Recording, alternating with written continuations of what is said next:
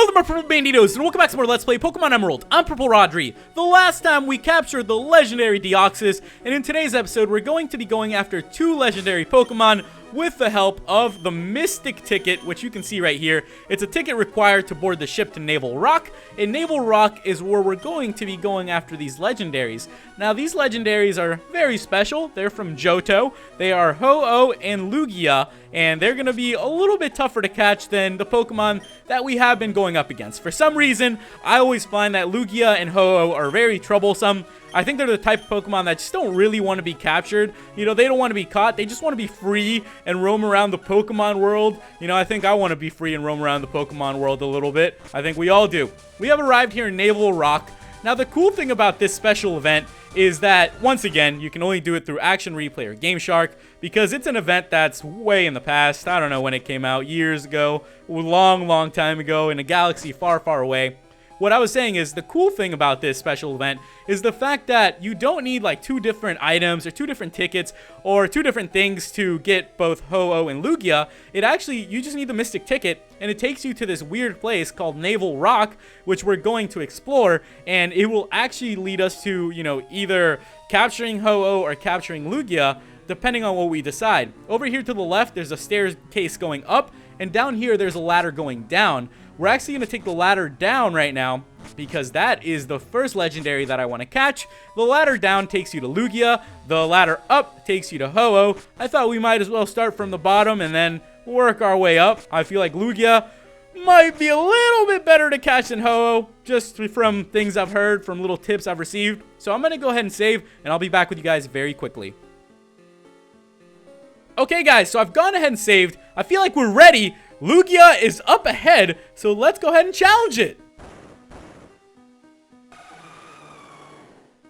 Here we go, Rodri versus Lugia. Let's go ahead and challenge this legendary Pokemon then. Lugia is level 70. It is a very strong Pokemon from Johto, one of my favorite regions, if not my most favorite region, right up there with Sinnoh. So I do have a couple strategies in mind. Lugia is a water type, so guess who we have up in front? Our girl Goat, who's going to be thunderbolting the crap out of this Lugia, and we're going to see what happens. You know, one thing that I've noticed is with these legendaries, especially Ho-oh and Lugia, the fact is that you need to put a status ailment on them. You need to paralyze them or put them to sleep or poison them, because that makes catching them so much easier. And if you just get them into the yellow and you Ultra Ball, and you know, you do these sorts of things, yeah, that can work, but it might take a lot longer. And personally, I've noticed that if I can paralyze it with Goat's Thunderbolt, that will actually raise our chances by a lot.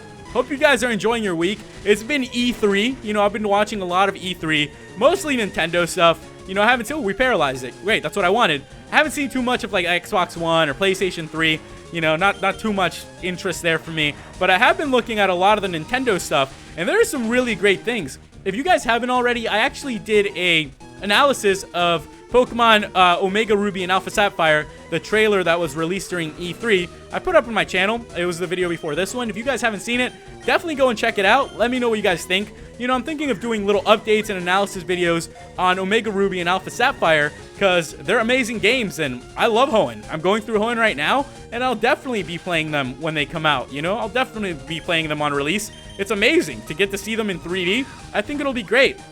So yeah, just let me know what you guys think of that. Continuing on, other than Pokemon, I also saw a couple cool games coming out. You know, a part of me was really hoping for Majora's Mask to 3D. I think a lot of us were hoping for that just because Ocarina of Time has been out for so long on the 3DS that I personally just thought like, okay, well, they upgraded the graphics and it's the same engine that they used for Ocarina of Time to Majora's Mask originally. So I'm thinking if they've already done Ocarina of Time 3D, Majora's Mask 3D shouldn't be that hard, you know, to come out. So, you know, I was just like crossing my fingers, hoping for it. No Majora's Mask 3D to this point.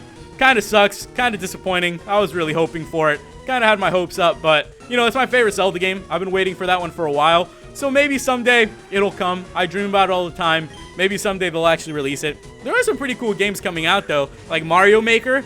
You know, I'm not too big on Mario. If I had to rate, like, Pokemon, Zelda, Mario, it would be like Zelda and Pokemon for first, Mario for second. But I thought that's pretty cool that you can build your own stages. That's something that I'm probably interested in just because I feel like I have a lot of ideas.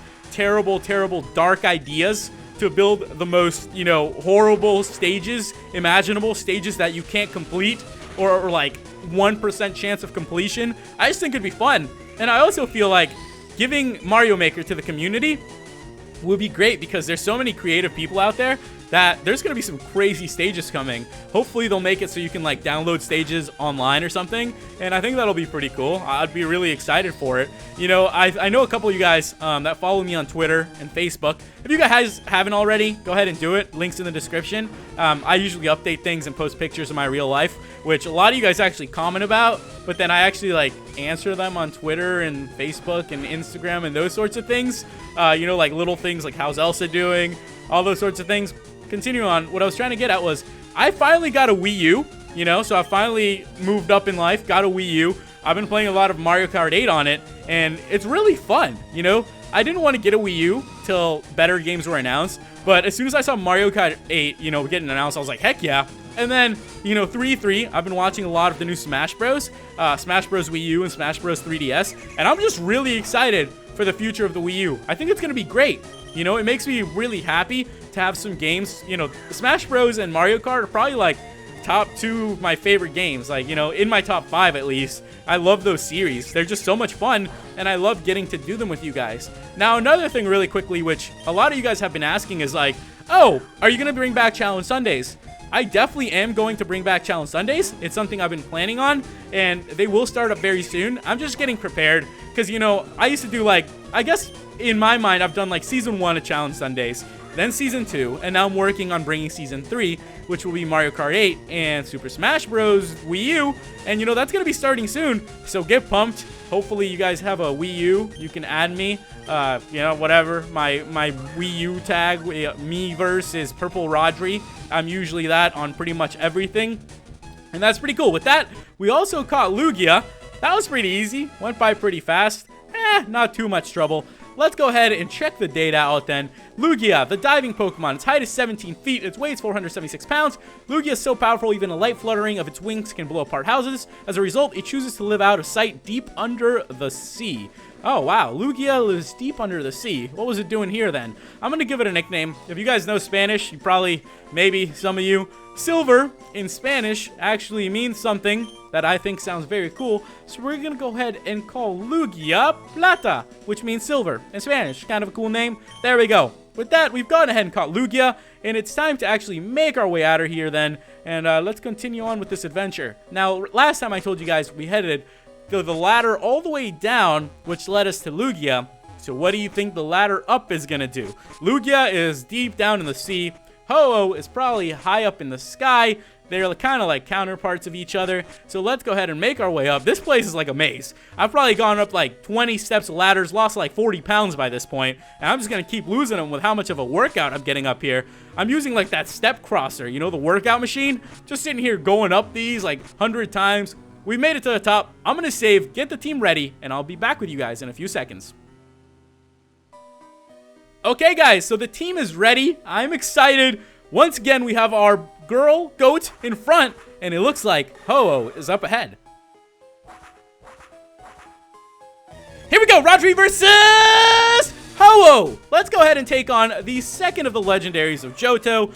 Wild Ho-oh has appeared. It is level 70, and let's get this going. The 2 cover guys are coming out. Now, I have a little bit of a strategy in mind for Ho-oh. I always say this, but I really do.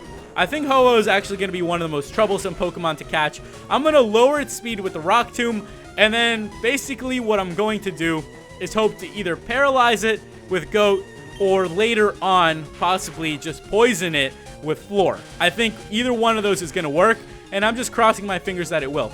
While we're doing that, let's continue on talking about some video games and stuff that I saw then. You know, another one that really piqued my interest was Zelda Hyrule Warriors. I don't know if you guys have ever seen it or have ever played Dynasty Warriors, but it was pretty cool. I guess the game Hyrule Warriors doesn't really have too much of a story behind it. I mean, I'm sure there's some basic sort of story, but if you saw E3 and you watched it, it's like Link running around destroying things, pretty much just killing a bunch of like enemies, and then you can also play as like Impa, Zelda, Midna, so it's bringing back some like old school characters, and it looks kind of fun.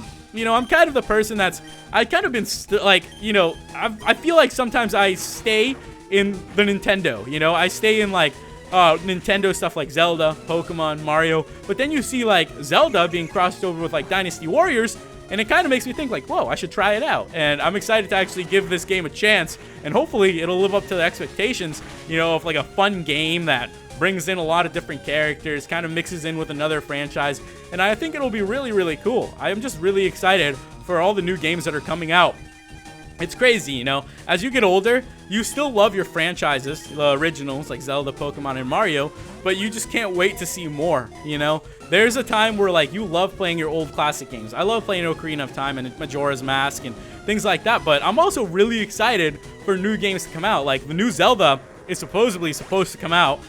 They showed, like, a little trailer of it. It looks really good, too. I'm huge on Zelda, so I love seeing those things. The only thing that I hate is waiting. I'm kind of an impatient person, so just sitting and waiting for a whole year, literally, I'm just sitting here. I'm just sitting here waiting for the new games to come out. It, like, drives me crazy because I've been waiting for a Zelda Wii U since Skyward Sword came out. I've never been too much of a big fan on Skyward Sword. I think it's just because, like, I didn't like using the controls. Same with Twilight Princess, though. I preferred it on the GameCube. I've just never been a big fan of, you know, swinging my arm and stuff to use the controls. So I'm just hoping that with the Wii U, we won't have to use the motion controls as much, and we can just use the gamepad or the Pro Controller. I think it would be amazing. So I'm hoping that's what comes with it. That's why I'm, like, waiting, and I'm like, please, just bring it back for me. Give me a game that I will love again, a 3D Zelda that I will just, like, die over and be so happy about. And, okay, well, it looks like Ho-oh is taking a while, guys.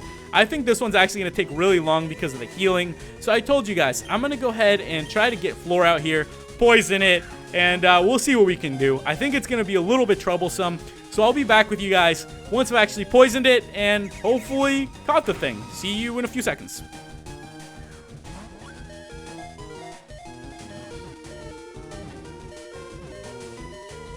Alright guys, so with that, Ho-oh was caught. It did take a while. It took a lot. Floor got knocked out. We caught Ho-oh, the rainbow Pokemon. Its height is 12 feet. Its weight is 438 pounds. Its feathers, which glow in 7 colors depending on the angle at which they are struck by light, are thought to bring joy. It is said to live at the foot of a rainbow. Let's give a nickname to the captured Ho-oh. We named Lugia Plata, so we're going to go ahead and name Ho-oh, if you know what gold means, Oro. There we go. With that, we finished it up, and it wasn't too bad. Just, you know, like I said before, give it some status ailment, poison it, paralyze it. That's pretty much it. Ho-oh and Lugia are actually pretty hard to catch, so it might take you guys a few tries.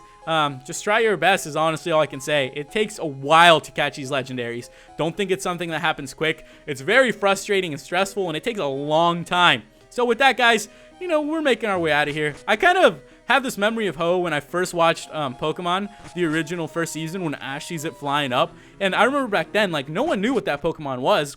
You know, I'm sure they hadn't even created, like, the second 100 from, you know, Johto, but you saw that. You know, it's crazy, and it's one of those Pokemon that it was said, like, to give you hope, and you could wish something, and a wish would come true. And it's just a mysterious thing, and I just thought it was really cool. I don't know. What would you guys wish for if you saw Ho-oh? I really don't know. I'd probably just wish for my family and my friends to be happy or something like that. Well, next time, guys, we're going to continue catching legendary Pokemons. So if you guys have any tips on what's coming up, let me know. Thank you guys so much for watching, and I'll see you in the next episode. Goodbye.